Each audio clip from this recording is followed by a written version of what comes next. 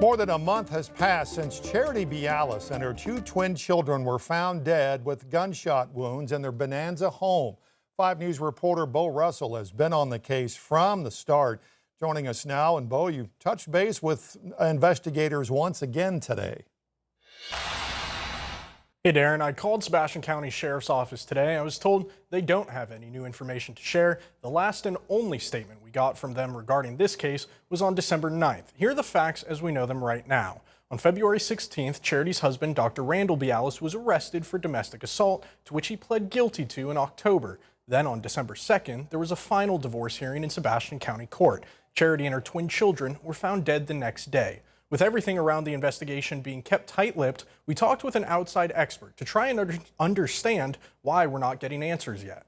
One thing that is very important to me, especially in the type of work that I do, is not jumping to conclusions, not speculating, because speculating really is just guessing. Mark Seferik spent more than a decade in the FBI's Behavioral Analysis Unit. Seferik is not involved in the Beallis case in any way, but has worked years on similar cases. He says generally when a mother and children are found dead in a home, detectives will follow multiple lines of inquiry at the same time. I look at what does the forensic evidence tell me? What does the physical evidence tell me? What does the behavioral evidence tell me? He says one focus in any case like this is the crime scene itself. The forensic evidence aspect of the weapon and the gunshot entries and the location. Another, he says, is the history around the family. In this case, court records show Charity's then-husband, Dr. Randall Beallis, was arrested on February 16th of last year after reports of domestic violence.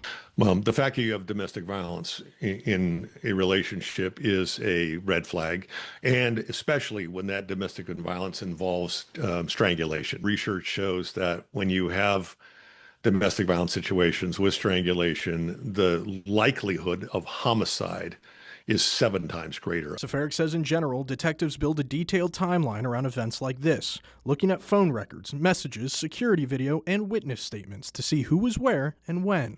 There's typically some type of triggering event. Why did it occur on this day instead of a week before or a week later? So the day is important and time is important because offenders have choices that they can make. So why wasn't it a month earlier or a month later? He also points to the language investigators use publicly. The Sebastian County Sheriff's Office said in a statement on December 9th that it does not believe there's a threat to the public. If there's no threat to the public, then either somebody's in custody or they're pretty sure they know what happened.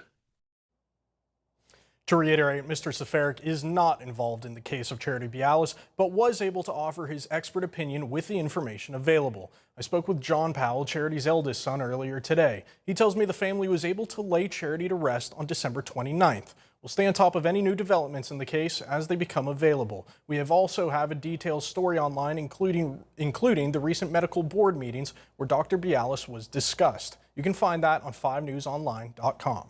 I'm Bo Russell, 5 News.